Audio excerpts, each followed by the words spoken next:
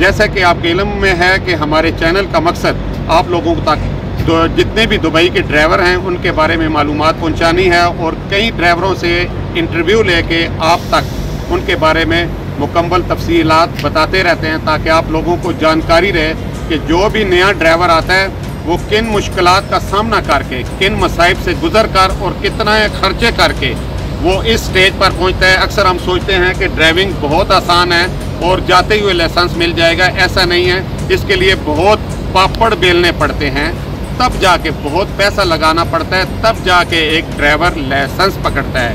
तो हम आज एक पंजाबी सरदार है, इंडिया से बिलोंग करता है, जगमोहन सिंह उसका नाम है। शायद मैं उन्हीं के तारफ़ से, उनकी ज़बान से मैं उनका तारुफ भी करवा दूंगा। उनका तारुफ करवाते हैं, उन्हीं की ज़बानी पूछते हैं कि वो कितने लाख इंडिया के या कितने हज़ार दिरहम दुबई के लगा के तब उन्होंने लाइसेंस ट्रक का पकड़ा। तो चलें, टाइम ज़ाया किया बगैर हम अपने मित्र की तरफ जाते हैं। अच्छा जगमोहन, एक तो पंजाबी तुसी इंटरव्यू दोगे, एक तो तुसी साडे नाज़रीन नूं अपना तारुफ करा दो ताकि जितने भी साडे पंजाबी वीर तक रहे उन्हें पता लग जाए कि इंडिया से किस जगह तो बिलोंग करते हैं। मेरा नाम जगमोहन सिंह है, मैं जिला गुरदासपुर तो बिलोंग करता हूँ जी। ये गुरदासपुर इंडिया तो पंजाब तो बिलोंग करते हैं साडे पंजाबी और बड़े प्यारे वीर नूं, जिस तरह तुसी इन्हां दी मुछां तो अंदाजा भी ला सकते हो कि एक सरदार की पहचान है। अच्छा जगमोहन, हुण तुसी ये दसो तुसी दुबई विच कितने साल पहले आए हो?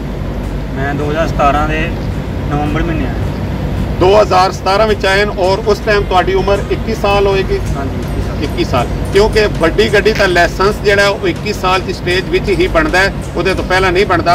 लिहाजा इन्हां दी उदों उम्र भी इतनी सी, ये उदों ही आए और आके इन्हां लाइसेंस अप्लाई कर दिता है। अच्छा जगमोहन, तुसी ये दसो भी तुसी ठेका सिस्टम ते आए सो कि रेगुलर क्लासां लैण आए सो? रेगुलर, मतलब तुसी टोटल पैसा एक दफा ट्रांसपोर्टर नूं दे दिता? कंपनी दिता, कंपनी दे दिता। अच्छा दस सकते हो कि इंडिया तो कितने लाख बनता सी? इंडिया का 7 लाख। 7 लाख इंडियन रुपीज़ है और कम अज़ कम अगर असी उन्होंने दिरहम में कैलकुलेट करिए तो अजकल क्योंकि थोड़ा जिहा महंगा है तो शायद 32-33 हज़ार दिरहम बन जाता है। अच्छा फिर कितने महीने बाद तो लाइसेंस मिल गया? तकरीबन 3 महीने लग गए। 3 महीने लग गए सर। अच्छा दुबई थी या यूएई थी, केड़ी स्टेट में तो वीज़ा मिले सी?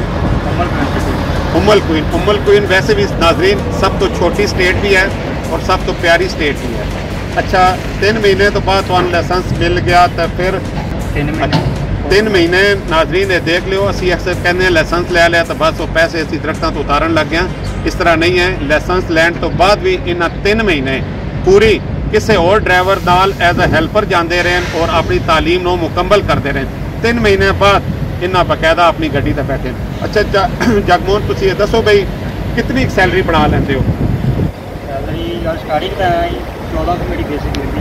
ठीक है, बाकी सिस्टम पा के मेरा 2200 रुपया बन जाता सी। अच्छा एक चीज़ मैं आज जगमोहन को पूछ लेना, अक्सर मेरे जहन में सवाल काम करता है कि इंडिया के जितने भी मित्र लोग नो ये सब तो ज़्यादा कनेडा क्यों अप्लाई करते हैं? मतलब है तो जेड़ा भी बंदा आता है वो कनेडा वास्ते अप्लाई करना चाहता है। तो भी कोई ख्वाहिश है कनेडा जाने वास्ते? आए तो इसी ख्वाहिश आए इसी ख्वाहिश में अंदाजा ला लो।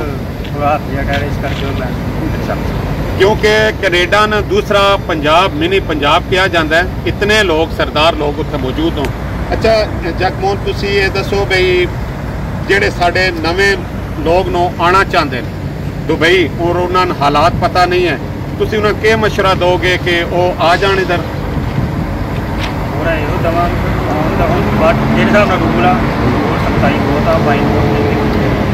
नाजरीन ये चीज़ अक्सर साढ़े इंटरव्यू तुसी कम सुनिया होगा।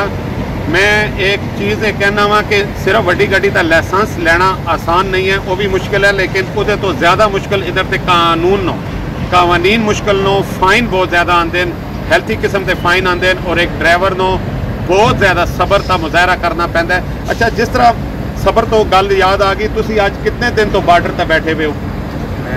कम से कम आज 5 दिन हो गए जी।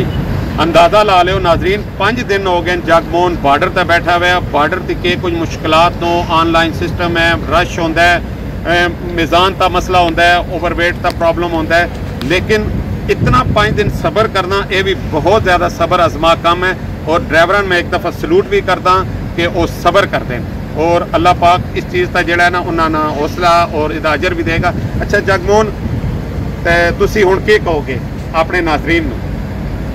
शादी की है तुसी? नहीं अनमैरिड। अनमैरिड नूं। अच्छा इरादा है कि कनेडा जाके करनी है? नहीं कनेडा का शायद होगा पर यूरोप में ट्राई करेंगे, यूरोप वास्ते जी।